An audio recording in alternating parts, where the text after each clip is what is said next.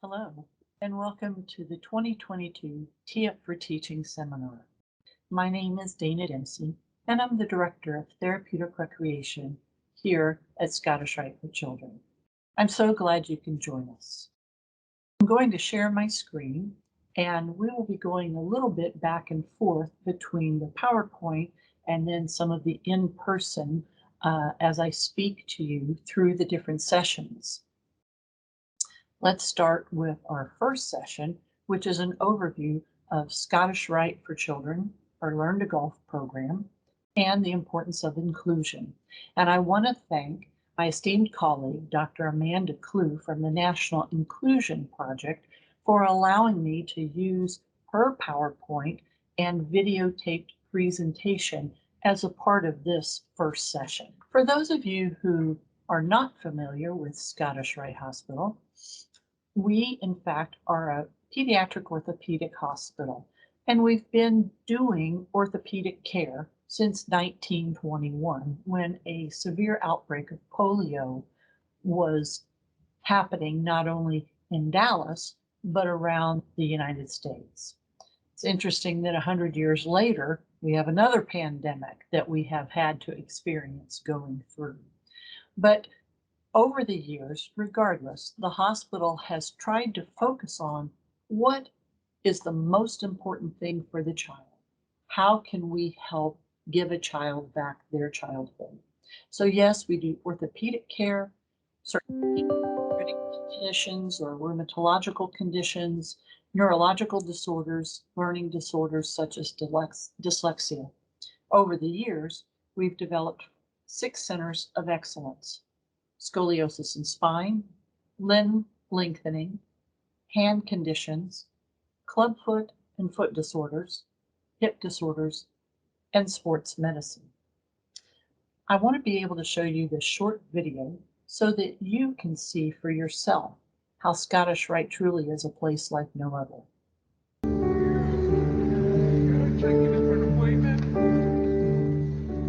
When you first come to Texas Scottish Rite Hospital for Children, you instantly realize that this is a place like no other place on earth.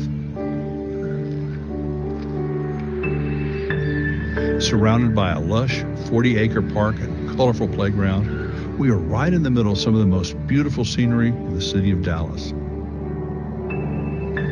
Now, this helps create a space where children feel safe. Parents dare to hope, and dreams become reality. When you make your way inside, you're greeted by a riot of color in every direction, and the unexpected is waiting around every corner. It's a popcorn-scented wonderland that welcomes imagination and wards off fear. Moving mobiles fly through the air while pirate ships sail the high seas. Around every corner you'll find a surprise and a chance to spark a smile.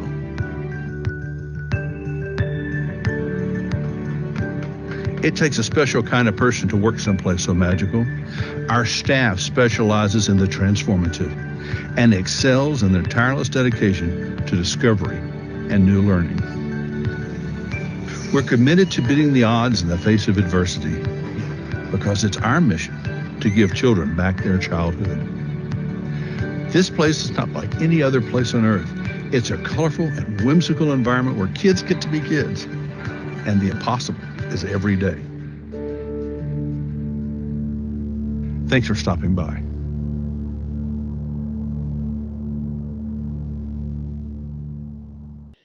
To give a brief overview about our Learn to Golf program,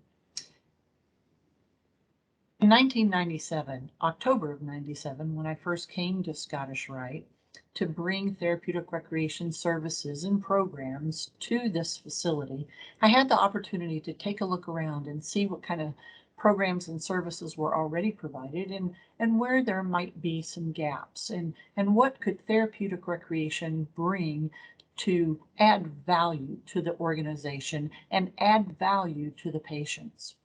Well, as I took a look as a recreation therapist, it became clear to me that golf really could be an activity that we could introduce to patients of Scottish Rite. I had the opportunity to meet a gentleman by the name of Bob Buck, who was the executive director of the Eastern Amputee Golf Association. He and I both served on a board together. And one evening after a board meeting, when a group of us were having dinner together, he started talking about the National Amputee Golf Association's First Swing program, in which he was actively involved and ran numerous of the clinics each year. And as I listened to him, I thought, that would be a really cool program to bring to Texas because I don't think we had anything like that. Well, sure enough, in 2000, when we had applied for a grant from the USGA, the United States Golf Association, and received the grant funding that allowed us to really formalize the program in 2000, which meant that we could expand and provide half-day clinics in 10 cities around the state. We could also provide patients, those who didn't have golf equipment, with a US Kids starter set of clubs. But also, the thing I got really excited about was that we were able to offer some scholarship funds through our Learn to Golf program so that our patients, besides having a fun half-day experience of being introduced to golf, we could then help them connect with community junior golf instructors or programs in their area. So in our Learn to Golf program, we target Scottish Rite patients between the ages of 6 and 18. And over the years, we've been able to have over 1,500 patients participate in the program. And over 400 golf instructors over the years have been connected with the program and worked with many of our children. I'm hoping personally that we not only help change the life of our children, our patients, for the better, but that our Learn to Golf program can really make a difference on not only a local, but a state and a national level. Over the years, what I've done is to provide a survey for parents at the end of each year, asking them if they have seen or observed any benefits that their child has experienced as a result of participating in our Learn to Golf program. And as you can see on the screen, there have been a handful that I've listed and many others that I didn't list, but things like improved hand-eye coordination or increased balance or endurance. So things like learning to try new things or feeling a sense of accomplishment and more confident. So we take a look at the benefits, not only physical, but emotional and social. Because children learn through their play, it becomes so important that children can develop a sense of who they are and what they can accomplish and feel connected with other children. I want to show you a short video from this past May, where we had the PGA Junior League for the first time be able to have a Scottish Rite team. And we are working towards inclusion of more of the junior golf programs to include children that have disabilities.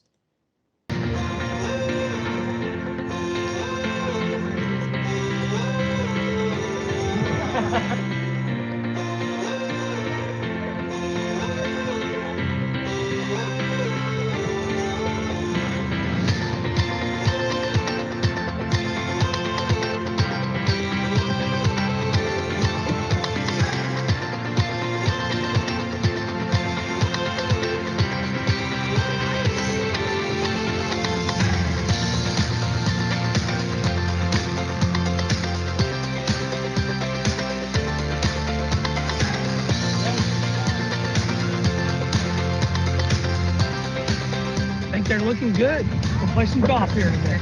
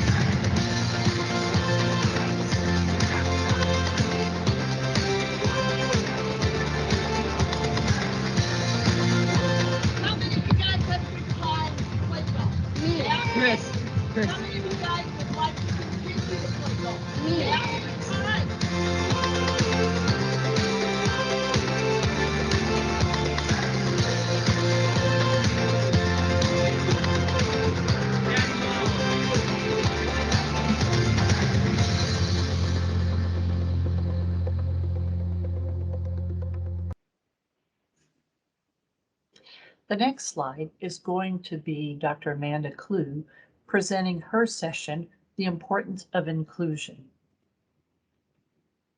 Good morning, everyone. My name is Dr. Amanda Clue, and I am delighted to join you for our session this morning, except I am stuck at home with COVID, so wasn't able to join in person, and appreciate the opportunity that my colleagues Dana and Jan have extended to me to participate simply virtually from the comfort of my computer screen.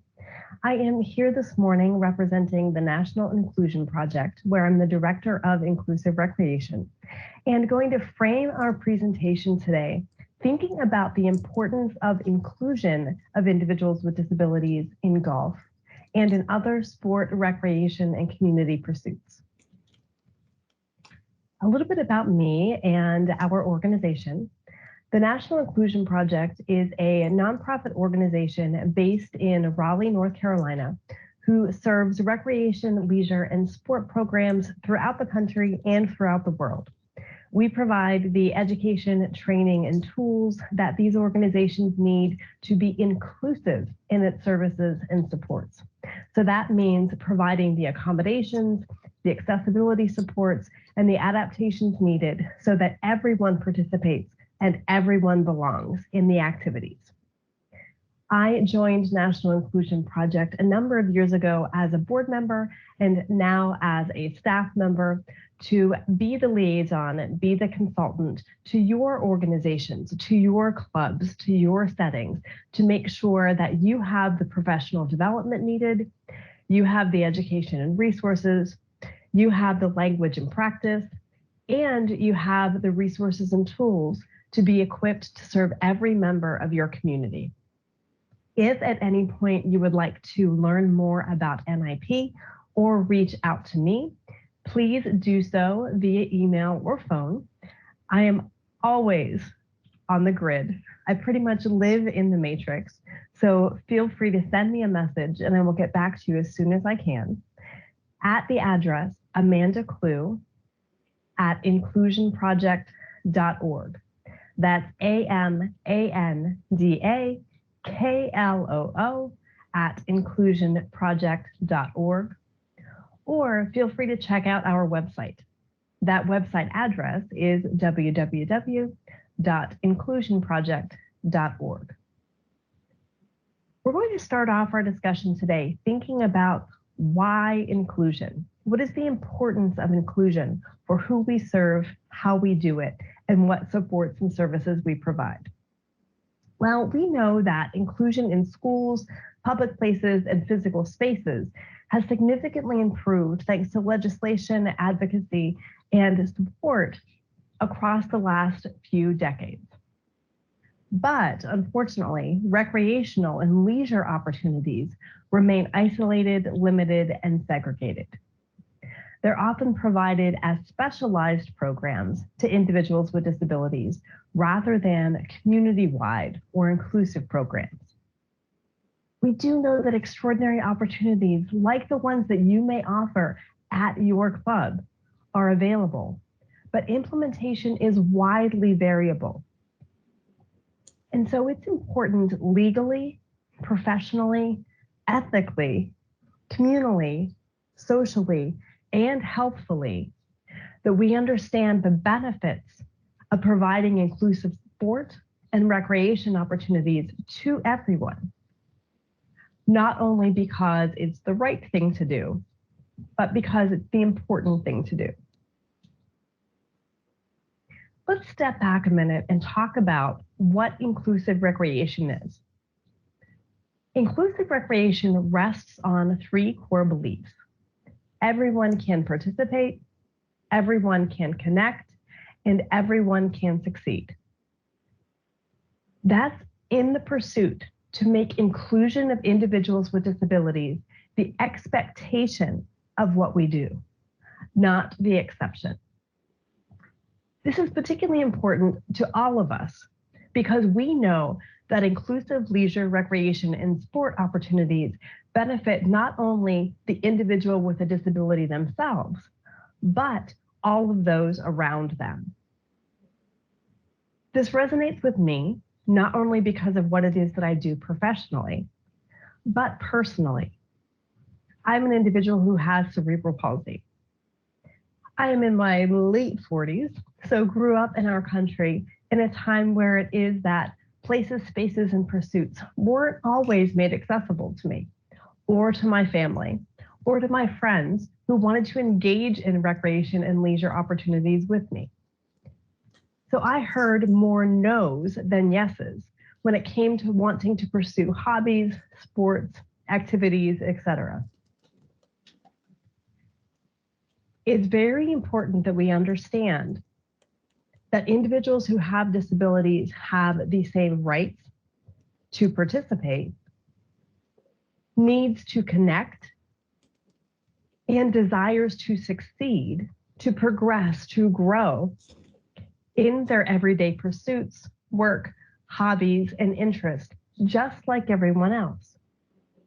So then therefore, we have to extend, expand, and open our mindset and our doors so that you can include people like me, the family that I bring with me, and the friends who support me into your organization, into your club. So what does that mean for inclusive golf? Well, it means that everyone can play the same course. Everyone can play at any time, and everyone can play every hole, or just like for everyone else, as many as their ability allows. We're about leveling the playing field, not about tipping the scales. And most importantly, everyone plays by the rules, whatever it is that those rules may be. How do we make this happen? Well, first and foremost, we make inclusion happen in our sport, in our activities, in our services by developing partnerships. Partnerships with associations like NAG, with organizations like National Inclusion Project and the other organizations who are highlighted here today, with our programs, with our clubs, within our communities, with advocates, families, and individuals with disabilities themselves. Use this as an opportunity to debate together, to discuss together, to communicate, to partner, build relationships, and connect. Learn together and move forward with one another. We also do it through education and training, by helping support the understanding and education of club developers, owners, pros, staff, instructors, coaches, educators, players, families, members, individuals themselves, so that everyone understands what inclusive sport is, the different pathways for getting there, why it's important, and how we can achieve it. And then the boots to the ground, rubber to the road work of resources and tools, inclusive equipment, inclusive curriculum, different methodologies, supplies, materials, etc. So that again, we make inclusion the expectation of our community, of our opportunities, of our programs, not the exception. These are all grounded in a belief that inclusion is important and inclusion is possible. Research has shown over time across settings and with a variety of situations and participants that if you believe inclusion is important and possible, it happens. So building that culture of belief and that value that we simply are inclusive in our setting. We are inclusive in our planning. It's at the forefront of everything that we do. It's the first question that we ask ourselves when we're developing resources, settings, tools, programs, opportunities, etc. That if we believe that and we build that culture, then it happens. And this can all be framed and guided by national standards for inclusive recreation programs. If this is the first time you've heard about the standards for inclusive recreation programs, reach out, contact me by email, send me a message, visit our website at National Inclusion Project to review the standards, to see how it is the standards can guide programs, can guide owners, can guide pros, can guide clubs to be not only inclusive in belief, but inclusive in action. The standards help provide a framework for every level of an organization to focus in on inclusivity.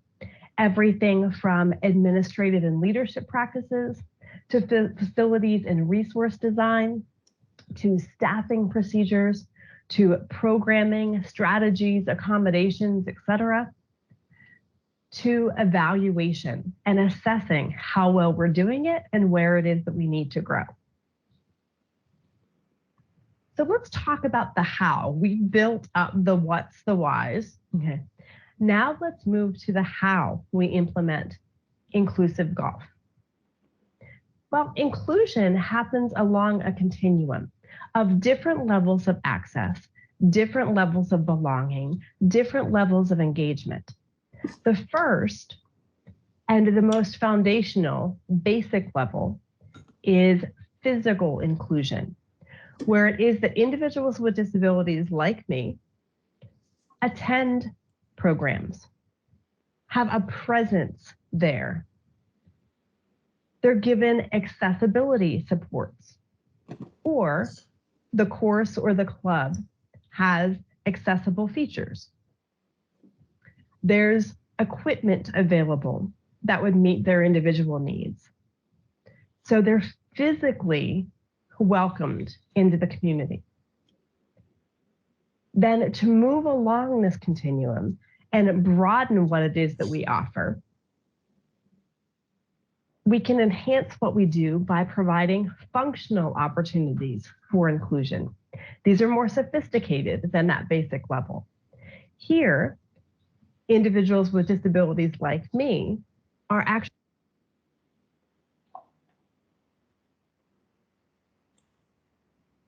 provided opportunity to play, opportunity to engage. So we're not just witnessing and observing what's going on. We're actually independently taking part.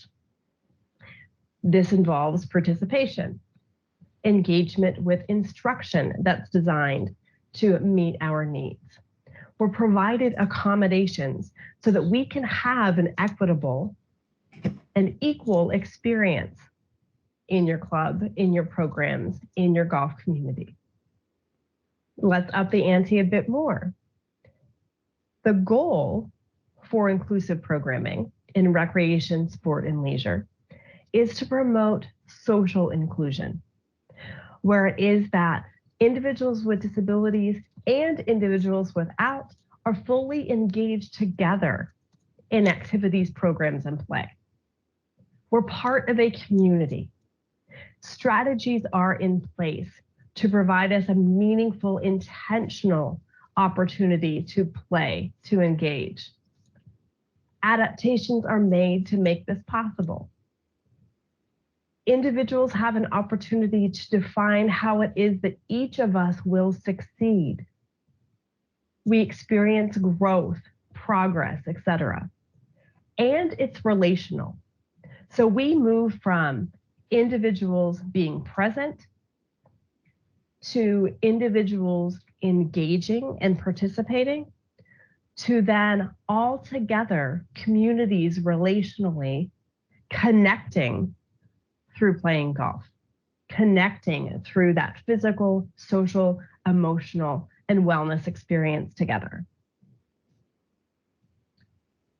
These also happen at different levels of complexity, different types of programs. The first being awareness opportunities, where it is that your club, your setting, your organization offers demos for accessible golf, adaptive golf, inclusive golf, working with individuals who have different disabilities and how it is that you're going to support them. It can be done through events for supporting different types of disabilities in your sport, promotional activities, etc., to build an awareness and understanding of what it is, who we are, and what we want to do. It also happens then through specialized programs, where it is that you may have events, activities, programs, and opportunities specifically for individuals with disabilities. They might be rehabilitative. They might be therapeutic. Catering to groups or centers, such as independent living groups, senior groups, specific disability groups who are going to use golf as an opportunity to heal.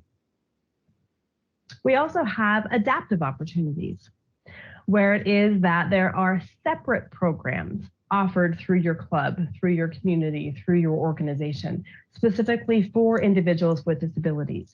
These often happen alongside and parallel to the programs that you offer for your general community.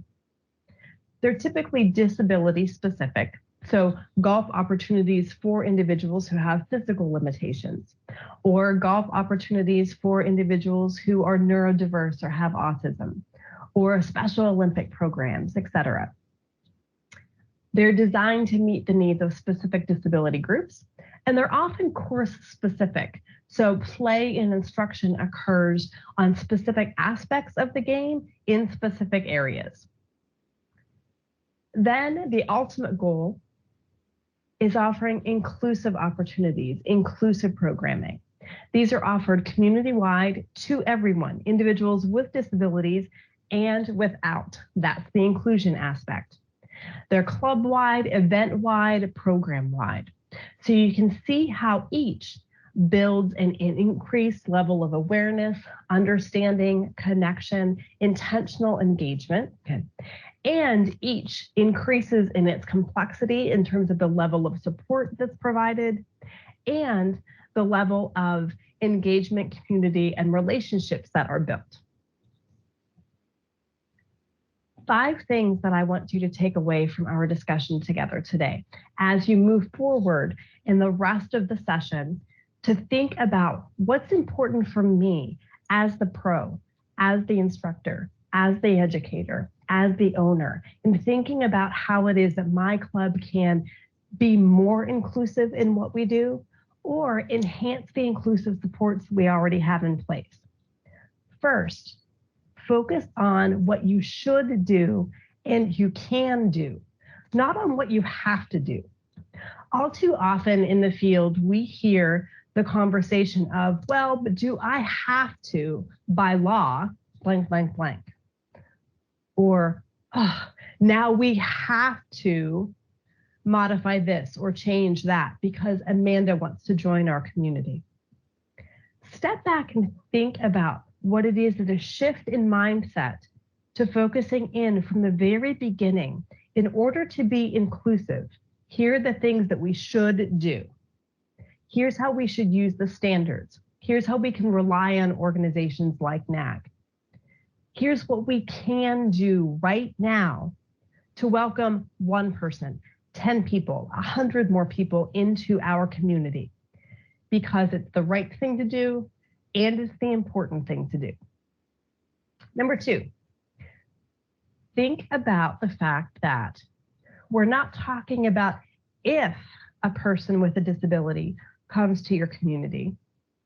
We're talking about when. Simply by numbers, we are out there and present and prevalent and want to play.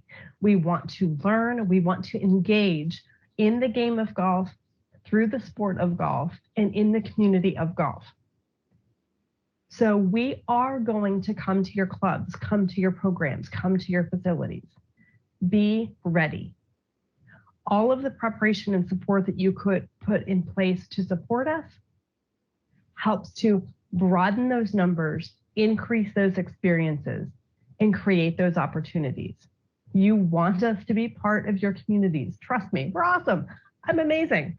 I want to come learn from you and engage with your community. Create that opportunity for me. So it's going to happen. Start your preparation now if you haven't already. That's because number 3, what we call opportunity effect, is powerful.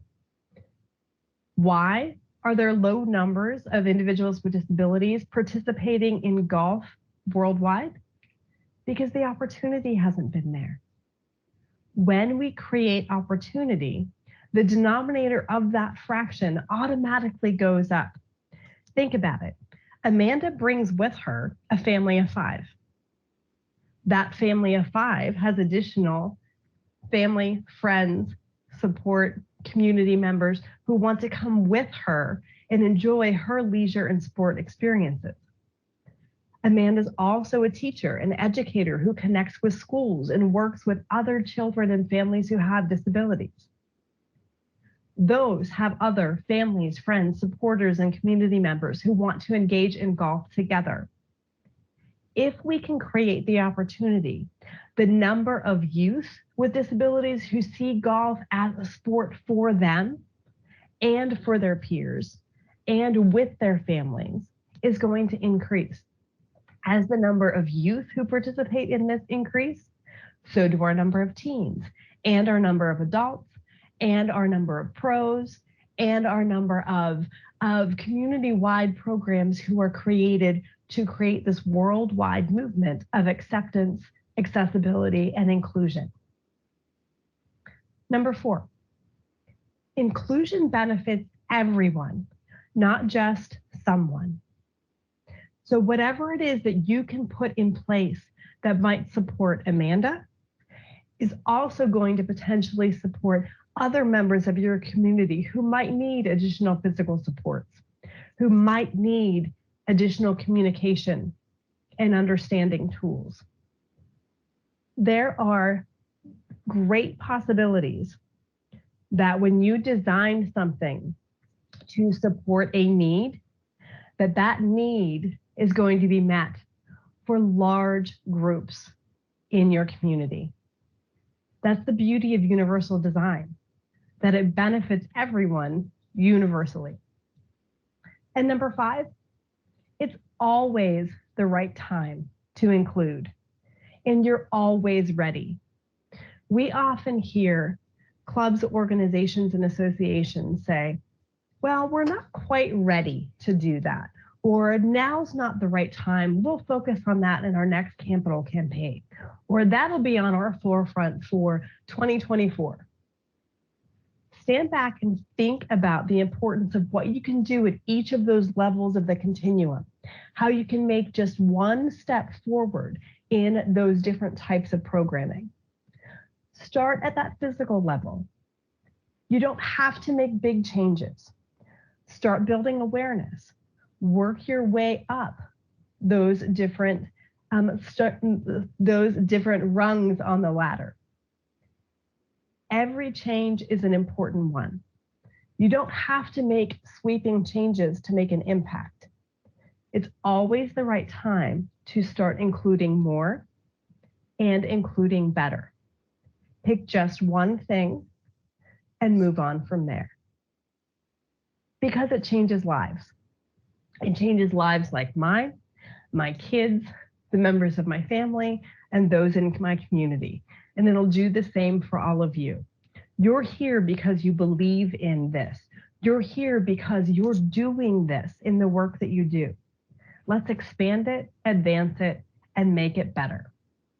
Because inclusion in golf, sport, recreation, and community pursuits is not only important, it's the right thing to do, and it's essential for our physical health, our social connections, and our overall wellness. It'll only continue to improve what it is that we offer in the sport overall. Thank you so much. I will hand this back to my esteemed colleagues so that you can continue to learn from them in our session today. Don't forget, if you do want to reach out, please send me an email or go to our website. That's amandaclue@inclusionproject.org or www.inclusionproject.org. We're here to help you make this possible because no one should sit on the sidelines. Thanks so much, everybody. I think much of what Dr. Clue says is so important, and I hope you too will absorb some of the words that she says, that inclusion is important, and it's a goal that we should shoot for. Well, this ends the first session that we have. If you would, please take time to either scan the QR code or click on the link to complete the quiz for this session. Remember, if you're wanting continuing education credit, that you need to complete the quiz. Now, if you'd like more information about our Learn to Golf program or how to get involved, please be sure to email me at learntogolf@tsrh.org. Because this is pre-recorded, I don't have the luxury of being able to have a live chat. So instead, if you have questions about this session, please be sure to email me at dana.dempsey@tsrh.org. Thank you so very much.